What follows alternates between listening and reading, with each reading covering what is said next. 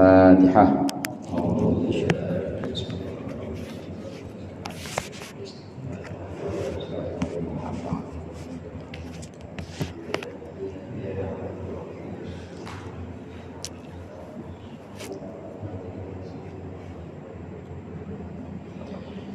Bismillahirrahmanirrahim. Alhamdulil muallimit tullabi wa musahhilil khairi liman yata'allamu. Thumma assalatu wassalamu ala nabi wa alihi wa sahbihi jayu'zamu. Ya Rabbana kaffir anna dhunubana wa walidina wa liman huwa muslimu. ندعوك اللهم علما نافعا من يومنا إلى الحساب يقوم. آمين آمين آمين ويا فتاح. آمين آمين آمين ويا عليم. بسم الله الرحمن الرحيم. الحمد لله الذي هدانا لهذا وما كنا لنهتدي لولا أن هدانا الله. أشهد أن لا إله إلا الله وحده لا شريك له. أشهد أن محمدا عبده ورسوله. اللهم صل على سيدنا محمد عبدك ونبيك ورسولك النبي الأمي وعلى آله وصحبه وسلم تسليما بقدر عظمة ذاتك في كل وقت وحين. أما بعد. Segenap para ustaz, para hujjaj, pengurus Majelis Ta'lim Al-Huda dan seluruh jamaah hadirin yang dirahmati oleh Allah. Alhamdulillah malam hari ini kita berkumpul kembali untuk melaksanakan pengajian rutin kita. Mudah-mudahan apa yang sudah dibaca tadi, apa yang akan kita baca menjadi sesuatu yang bermanfaat dunia akhirat.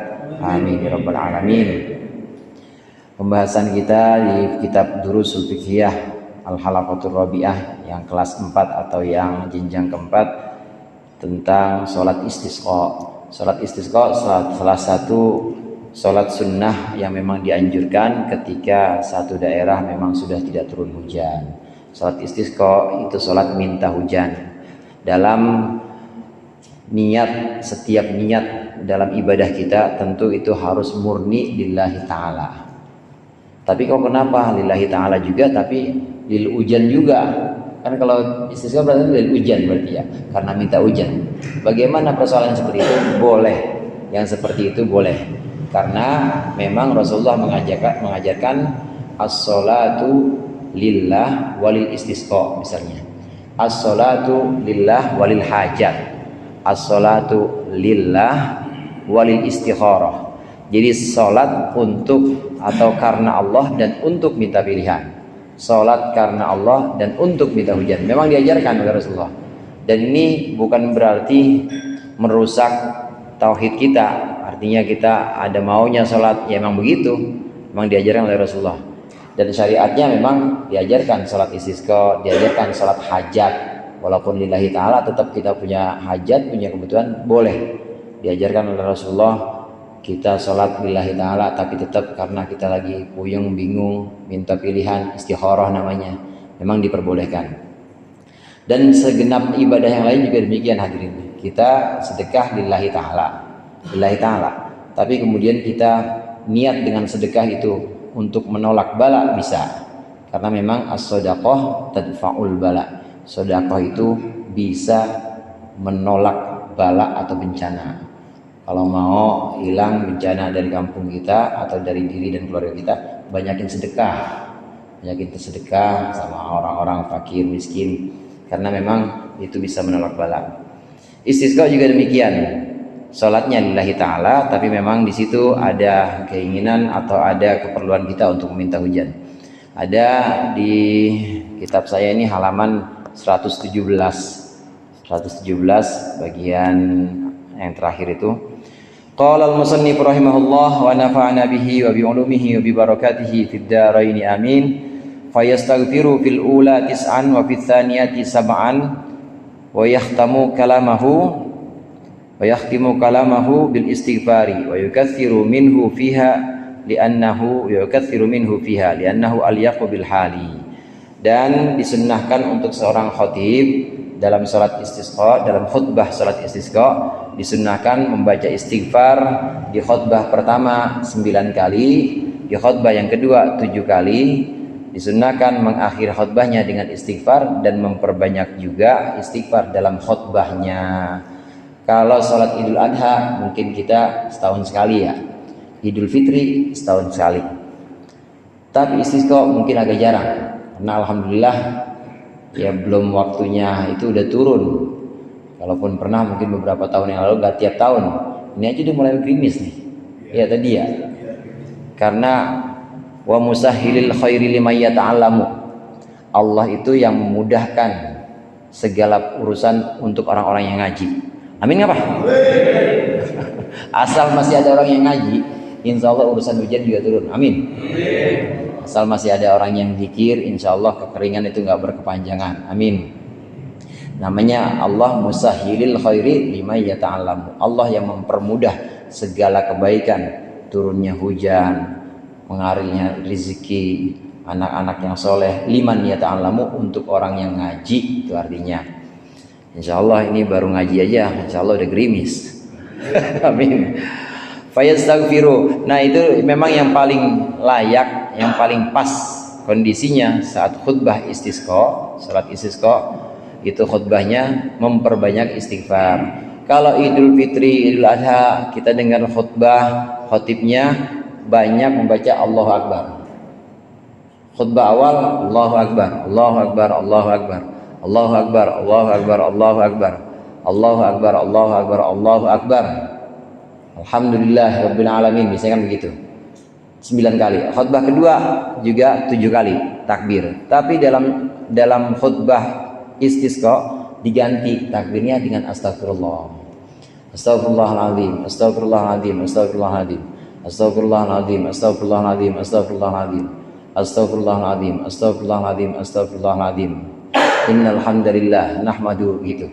Jadi khutbah awal 9 kali istighfar, nanti khutbah kedua di awalnya 7 kali. Kayak Idul Fitri cuma diganti takbirnya.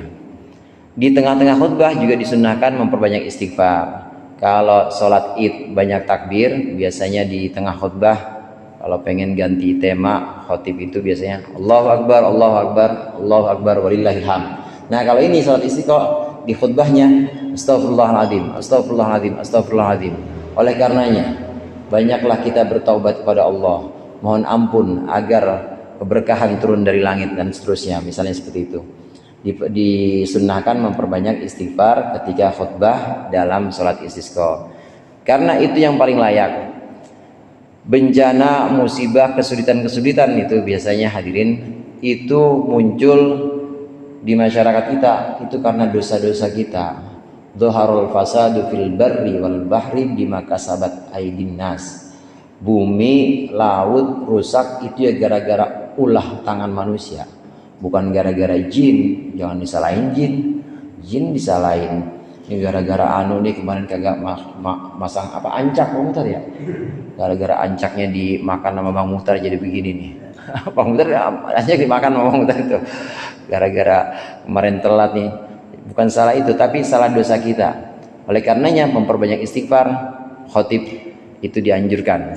Begitu juga jamaah perbanyak istighfar juga. Tata cara atau pelaksanaannya mirip dengan khutbah Id, hanya saja takbirnya diganti dengan istighfar. Wa yusannu ayyadu'a fil khutbatil ula, dan disunnahkan khotib berdoa dalam khutbah yang pertama. Doa khusus untuk doa istisqa. Nanti di bawah ini ada doa untuk istisqa. Disunnahkan doa pada khutbah yang pertama. Kalau dalam sholat Id atau sholat Jumat, khutbahnya doanya mungkin di khutbah kedua. Tapi di sini sejak khutbah pertama sudah disunnahkan untuk berdoa.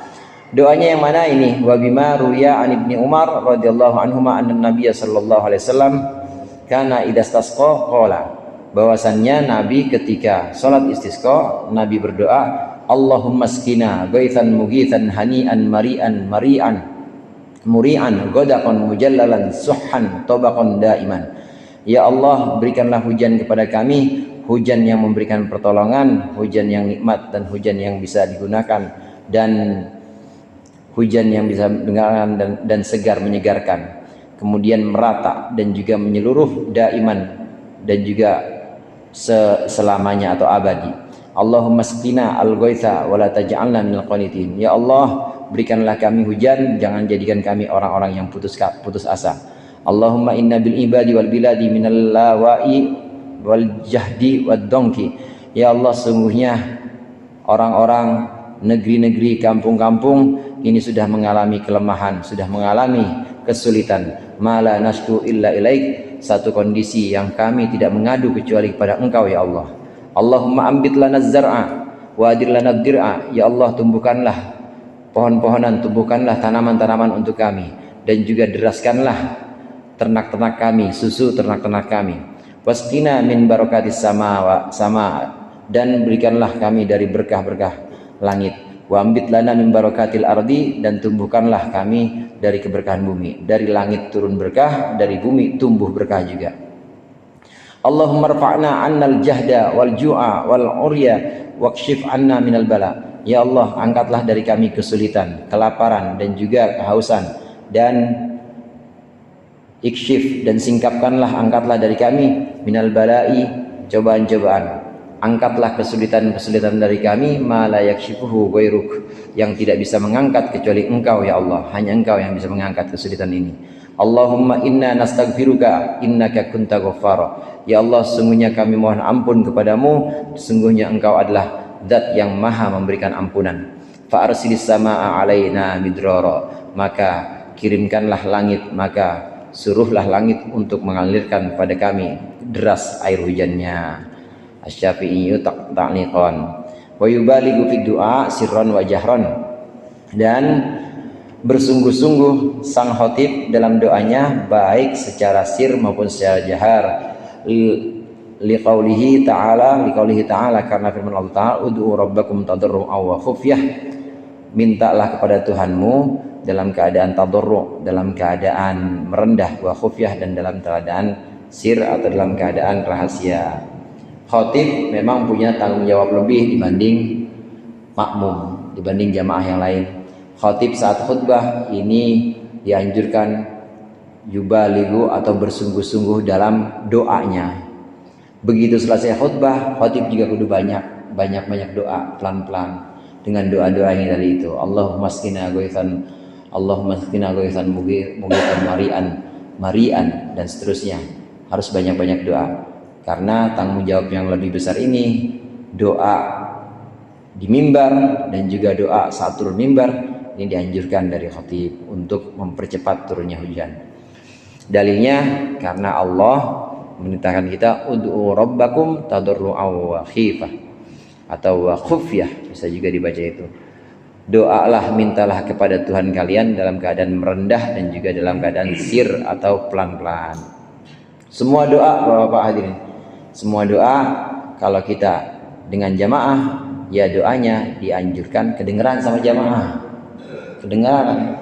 Karena kalau kita nggak kedengaran, apalagi doanya pakai mufrad, pakai mutakallim wahid, maksudnya untuk diri sendiri.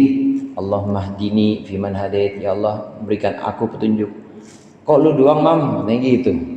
Jangan aku dong, kita. Allahumma kami, Allahumma hdina gitu. Wa'afini, ya Allah berikanlah kesehatan kepadaku.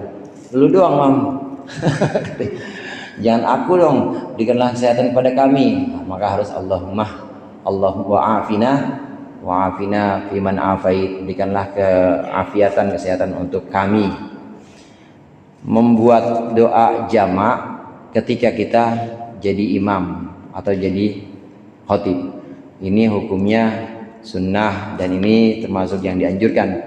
Karena sabda Rasulullah, tidak ada atau ada orang, jika ada orang yang dia berdoa untuk dirinya sendiri padahal dia dengan jamaah, maka dia sudah mengkhianati jamaahnya, sudah hianati jamaahnya. Doanya kedengeran dan bikin jamak, doa yang memang harus dibikin jamak seperti kunut, wa'afina fiman afait, wa tawallana, jangan tawallani tapi tawallana, itu bikin.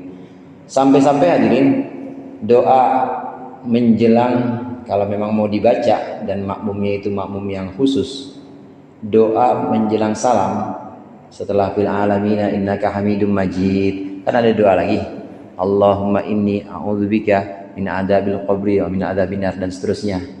Itu kalau memang imamnya kiai, makmumnya khusus santri doang, boleh itu imam baca itu, tapi nggak boleh inni a'udzubika, harus inna na'udzubika min adzabil qabri. Jadi dibuat jamak buat santri-santrinya juga.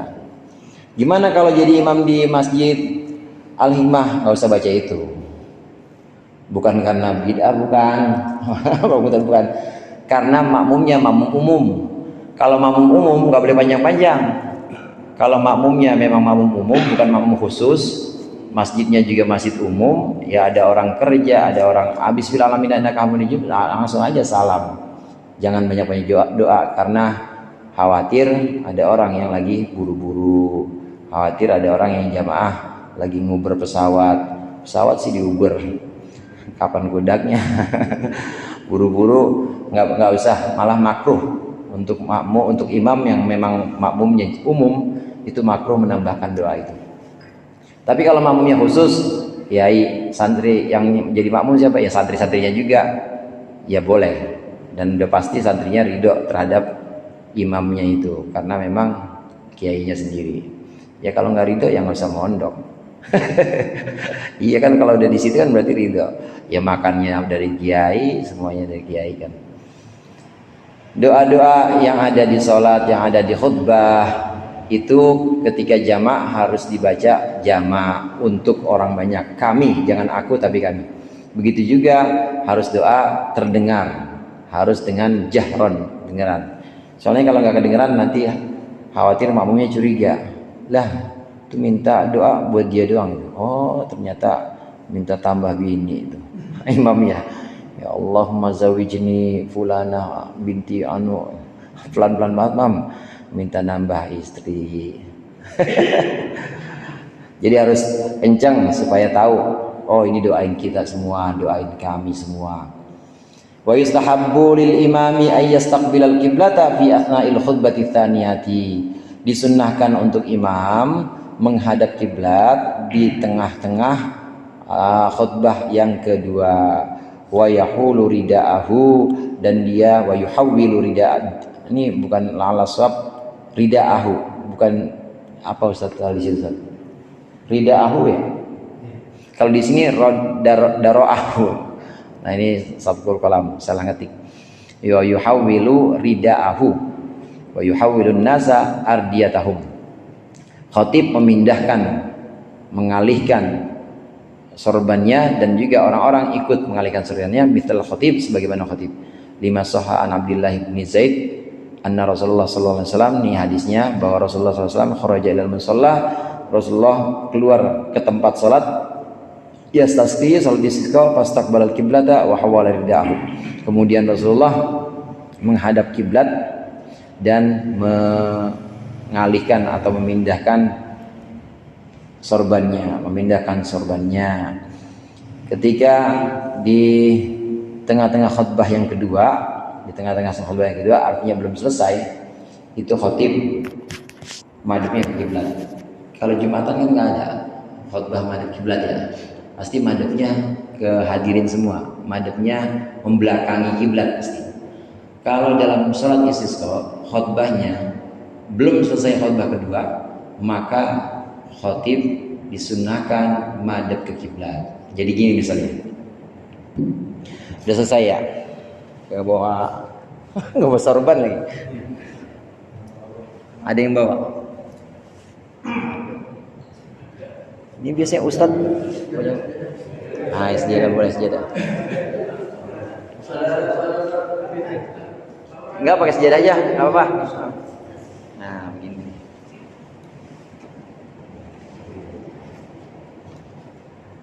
Saya begini.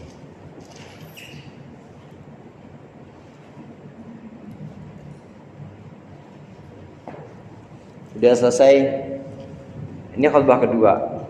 Sama seperti Jumatan, jadi duduk dulu di antara dua khutbah, kemudian bangun lagi. Bangun biasa alhamdulillah hamdan katsiran kama amal dan seterusnya. Nah, begitu sampai innallaha wa malaikatahu, maka khatib balik kepada kiblat. Di sini innallaha wa malaikatahu yusholluna 'alan nabi. Sebelum baca itu, maka sang khatib membalik sorbannya. Yang tadinya begini, Pak. Kan tadinya mereknya di bawah ya. Misalnya, ini dibalik, dipindah ke kiri, kemudian dibalik ini. Nah, mereka jadi di atas. Jadi pindah dari kanan ke kiri dan juga pindah yang tadinya di atas ke bawah. Nanti jamaah ngikutin. Jamaah hadirinnya yang dengan khutbah itu ngikutin ngebalik sorbannya. Memang disunahkan bawa sorban juga. Bawa sorban ketika sholat istisqa. Saat khatib menghadap kiblat di khutbah yang kedua, di pertengahan khutbah kedua belum selesai, itu baru menjelang doa menghadap kiblat, membalikan sorbannya dari kanan ke kiri, yang tadinya di atas dibalik ke bawah, maka makmum atau jamaah ikut seperti itu, balikin sorban juga. Baru khatib di situ doa. Nah, kalau tampil lagi lo gak bakal tahu. Kan tahu. Ini simbol mengubah keadaan, membalik keadaan, karena Allah yang maha membolak-balikan. Allah membolak-balikan hati dan juga Allah yang membolak-balikan takdir. Kalau takdirnya nggak turun hujan, maka dengan membalikkan sorban sebagai simbol, ya Allah balikanlah keadaan kering ini menjadi keadaan hujan. Jadikanlah kekeringan ini balik, jadikanlah rubahlah kekeringan ini menjadi kesuburan. Dibalik itu simbol. Dari sini hadirin, bahwa memang ada simbol-simbol itu, simbol-simbol yang diajarkan Rasulullah, walaupun itu sifatnya tersirat, walaupun itu sifatnya tidak bisa kita baca begitu saja secara gamblang, tapi memang Rasulullah mengajarkan simbol-simbol seperti itu. Contoh yang gampang begini dah, kita sholat madhep kemana? Kiblat. Kiblat kita di mana? Kiblat kita Monas apa Ka'bah? Bukan Monas. Kali kiblatnya Monas. Kiblat kita kan Ka'bah. Nah, Ka'bah kan batu doang. Tapi itu simbol, dan simbol itu perlu. Bukan berarti kita menyembah batu, bukan, tapi simbol itu tetap diperlukan. Demikian juga membalik sorban, walaupun itu kelihatannya remeh, tapi itu simbol, dan itu diajarkan Rasulullah, dan itu penting. Simbol-simbol seperti Hajar Aswad. Hajar Aswad juga simbol juga itu. Artinya walaupun riwayat-riwayat mengatakan itu batu dari surga, betul, tapi menciumnya Rasulullah itu adalah sebagai simbol juga.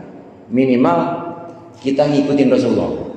Kalau kita mengikuti Rasulullah, berarti kita ngikutin jejak Rasulullah, kebaikan semuanya. Maka mencium Hajar Aswad, kemudian juga disunahkan juga mengusap atau ini kiswah ketika kita sempat, kalau nggak berjubel ya, sempat disunahkan juga kita megang kiswah. Itu simbol-simbol yang dengan simbol itu insya Allah Allah permudah semua kesulitan-kesulitan kita. Membalik sorban dalam surat istisqa ini disunahkan, dan memang ada dalam agama Islam itu ada simbol-simbol. Sholat menghadap itu paling gampang itu sholat. Sholat kita kan menghadap ke Ka'bah, itu bukan berarti kita nyembah Ka'bah, tapi itu simbol sebagai kesatuan dan ketundukan kita. Kesatuan umat Islam ada sana semua, ketundukan kita. Emang Allah nyuruhnya ke situ, begitu. Allah nyuruhnya ke situ, kita nurut apa kagak? Gitu aja kan. Nah kalau kita nggak nurut, ya udah, jadinya kayak belis. Tahu belis? Iblis kan nggak mau sujud pada Nabi Adam. Alasannya apa? Adam makhluk ya Allah. Adam kan tuaan saya sama Adam, kata Iblis.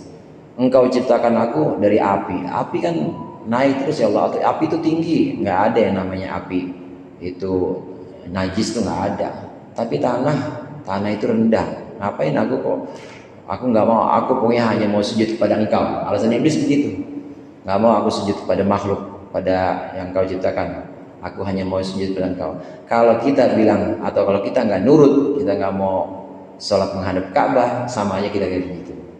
Karena itu untuk mengukur ketaatan, ketundukan kita pada perintah Allah. Rasulullah mengajarkan demikian. Taat, tunduk, karena prinsip agama itu memang taat dan tunduk. Walaupun kita menghadap kiblat yang menghadap badan kita, tapi hati kita tetap kepada Allah. Badan jasmani menghadap kiblat begini. tapi hati kita tetap.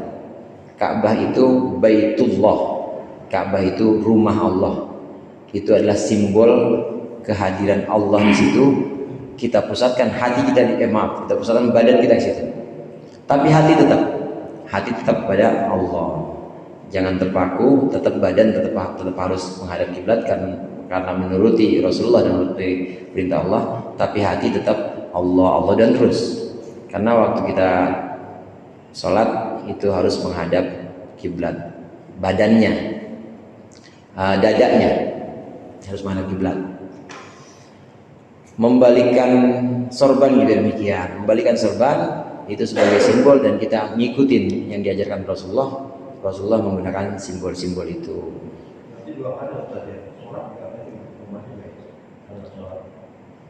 Yang bagian sholat, yang sholat sebelah mana ya Ustaz? Saya lupa malah itu. Di awal bab.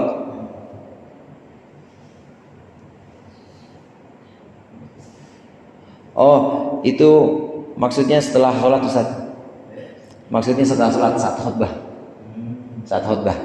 Jadi di awal itu jahara bil qira'ah fihima wa hawwala rida'ahu wa rafa'a yadayhi wastasqa. Itu maksudnya selesai sholat Rasulullah khutbah, kemudian membalikkan sorbannya dan mengangkat tangannya, maksudnya ketika sudah khutbah. Ketika sudah sholat dalam khutbah. Jadi balik sorbannya itu saat khutbah sekali. Salat istisqa jarang-jarang ini. Yang berikut ini salat jenazah, udah sering kalau ini ya. Ad-darsus tsamin wal 20 fil janaizi wallahu a'lam bishawab. Insyaallah kita lanjutkan pertemuan yang akan datang. Mudah-mudahan bermanfaat. Lebih kurangnya saya mohon maaf. Allahul muwaffiq ila aqwamit thoriq. Assalamualaikum warahmatullahi wabarakatuh.